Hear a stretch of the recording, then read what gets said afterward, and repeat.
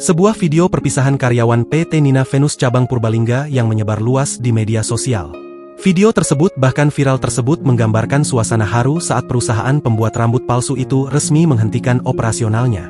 Momen terakhir beroperasinya perusahaan pembuat rambut palsu tersebut terekam setelah penutupan resmi dilakukan pada Selasa, 30 September 2025, menandai berakhirnya aktivitas produksi di pabrik yang telah lama berdiri di wilayah Kalikabong itu.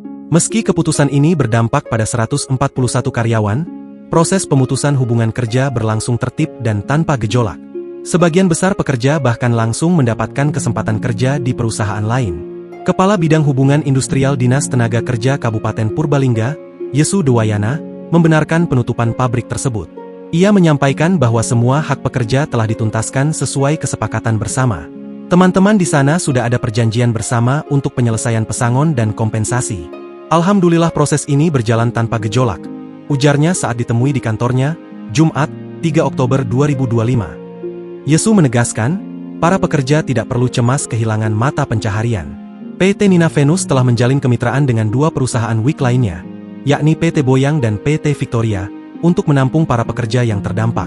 Pekerja sudah menerima keputusan tersebut, bahkan mereka bisa langsung bekerja lagi karena perusahaan sudah melakukan kerjasama dengan PT Boyang dan Victoria. Jadi, meski melamar lagi, mereka akan langsung ditempatkan, tutur Yesu.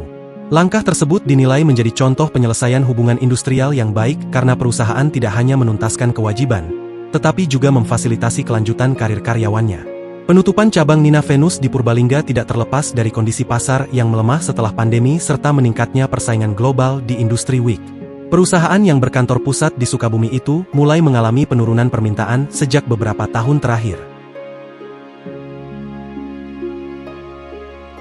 Download Tribun X sekarang, menghadirkan lokal menjadi Indonesia.